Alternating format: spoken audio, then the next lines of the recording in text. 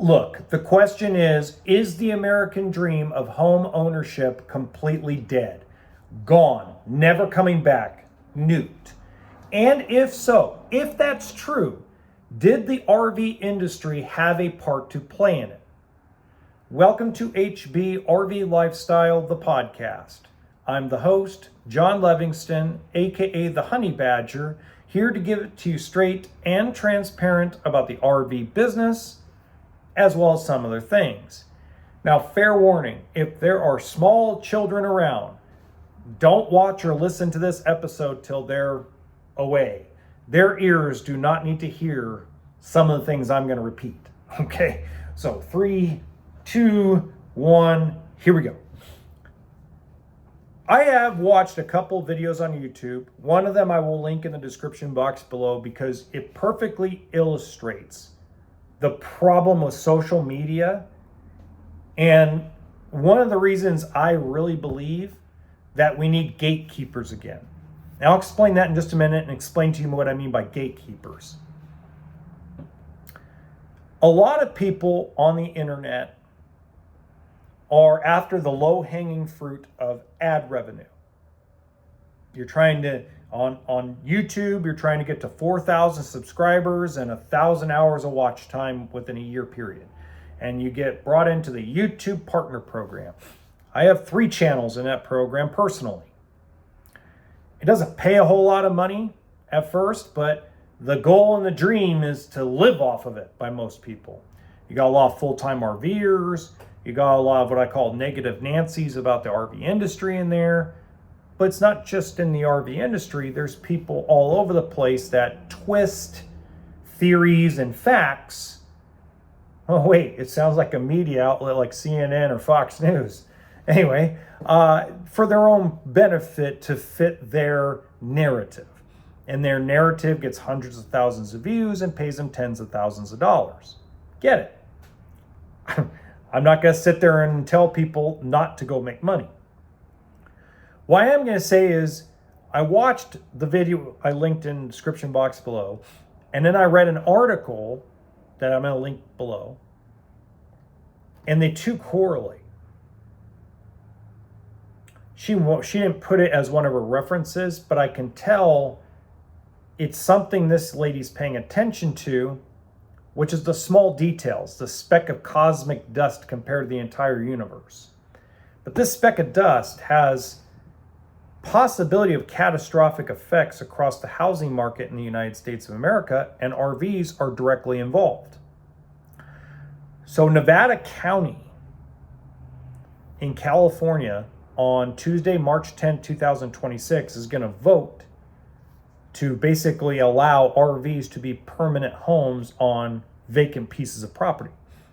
Now, over the years, we've seen counties and cities across the United States that originally were allowing that rescind that. The county I used to live in, Nye County, Nevada. And for you folks in Las Vegas, you know who I'm talking about, the city of Pahrump. And if you know what the saying is about Pahrump, put it in the comments section so I know you're from Vegas or from that area. What ended up happening was you used to be able to park some kind of recreational vehicle on a piece of property and used to slowly be able to build your house. Now they've put permits in place that have to be done, and there's like this whole clock that starts, and I mean, it's no longer buy a piece of land and put a fifth wheel or travel trailer on it and live in it like that area used to be. If California does that, even though it's a small county, it will have reverberating effects throughout the U.S. So I was watching a person talking about the full-time RV lifestyle the other day. Small creator, only done like 3 or 4 videos. Pretty smart guy. And he was saying that 83,000 people in 2019 were considered full-time RVers. That number is now over 430,000. So in 6 years since the pandemic, COVID-19, we have almost quadrupled the amount of people that are full-time RVers. By the way, that's the people that actually respond to the surveys. That's not including the people that live in RV little community towns. That's not including folks that are nomads that travel from Canada down to, parts of the US for snowbirding. That doesn't count a lot of folks. And if you listen to this video, there is more of an estimation of close to 4 million people that live in some sort of RV. 4 million. That's 1% of the population of the United States of America. That's not a small number. That's not including people living in their cars, people are homeless. It's not a small number. Now, if you want my opinion about it, you'll throw up, get mad at me, and unsubscribe. Fact of life. So I'm going to keep my personal opinions to myself about what really caused it, because everybody wants to scream and yell about billionaires and rich people and they're the cause of all our problems. I know better. I'm poor. I live in a fifth wheel toy hauler. I don't blame rich people for my problems. I'll leave it at that.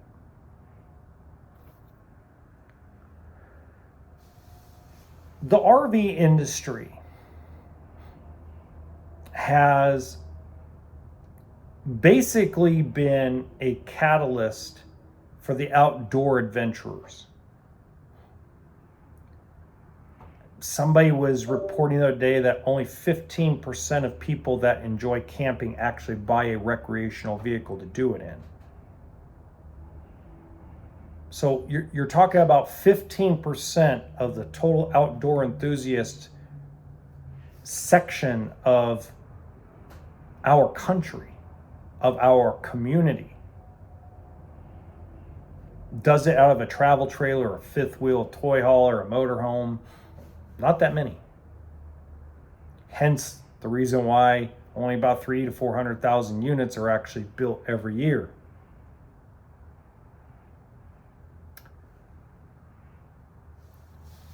What kills the American dream is our inability to understand that we have more power than the billionaires and the rich and the politicians. We outnumber them tens of thousands to one. We outnumber them.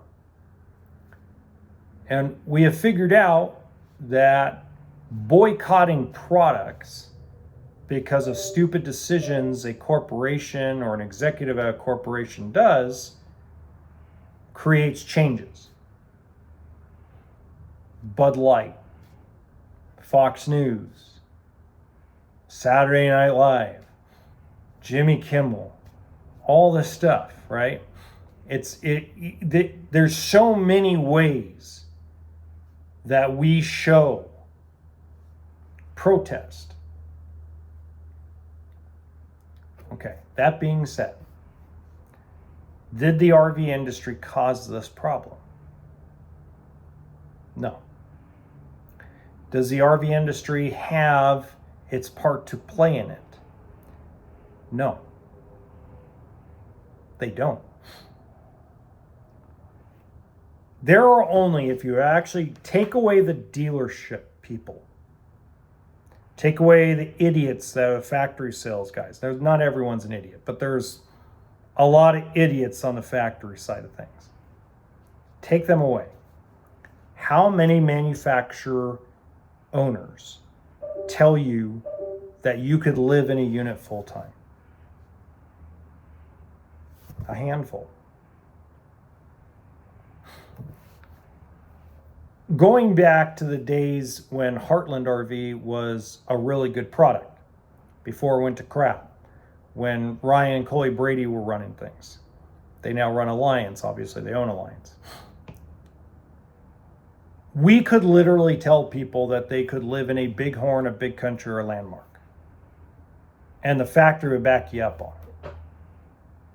Like, it was literally built for full-timers. It was the ugliest damn thing on God's green earth, but it was built like a tank and built for people to live in. The goal was sell your house, get into a landmark or a bighorn with the Yeti package, and off you go. You're off and running. Montana Big Sky, for a lot of years, was built for full-time RV living.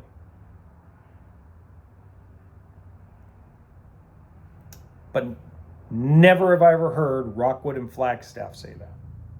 Never have I heard Jayco Eagles say that. Never have I ever heard anybody say that about a Grand Design Reflection or a Brinkley 3100Z or any of that stuff. No real true factory person would actually say that.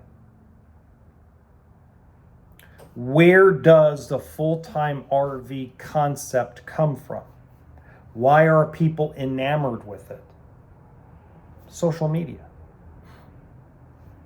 You see someone on Instagram, Facebook, TikTok, and they make it look glamorous, and they make it look amazing, and the production value, and especially those that say they live in a van. And I use air quotes because there's very few of them that actually really live in the van. They mostly stay in hotels. That being said, that's where the glorification came from.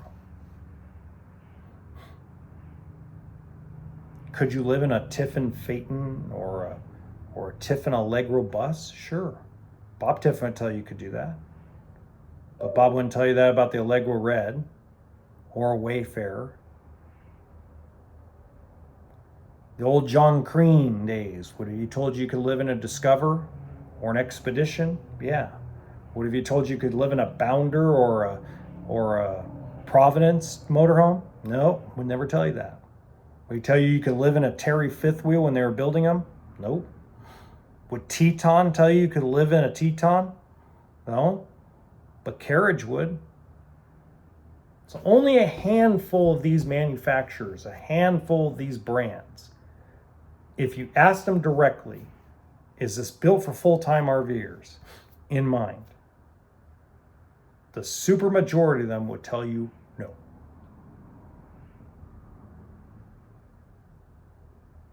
I have a Keystone Cougar that my kids stay in. Just full-time RV in that thing needs a lot of work, and it's beat up now. It's been lived in for 3.5 years. That thing is trashed. I have a Weekend Warrior fifth wheel toy hauler. Was it built for full-time RVing? No. Have I made it work? Absolutely. So the glorification of a lifestyle for profit is really the reason why this has exploded as much as it has. People look at, I can go rent a space for $750 a month and own an RV either in cash, or maybe they have a payment of $250 or $300 a month. So $1,100 a month to live in an RV near a beach or near the mountains or in a desert or something of that nature and have the freedom to move around as much as you want, that's enticing. Especially when you look at housing prices, and rent is outrageous. And it doesn't matter where you go. You can live in the middle of the desert West Texas and rent's out of control. You can live in BFE swamps, southern boy with alligators and crocodiles, and hear the word boy all the time, and you're still overpaying in rent.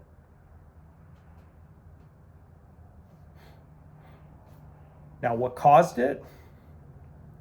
If you heard that, if you heard the truth about really what's caused it, you would hate me, because you wouldn't believe me, because everybody wants to believe the news. It's like there's a lot of people that don't want to believe that Liz Amazing makes a ridiculous amount of money to talk nothing but negative crap on the internet. I'm not mad about her. Shit. go for it. If I was making that kind of money, talk about the middle ground, I'd keep talking about the middle ground. I want to change the way I intro my videos. So just pay attention to this law, because this law, if it passes, is going to have a major impact over the next couple of years, not only on the housing market, but on the RV industry as well. Till next time, remember RV stands for Toolkit and Sense of Humor.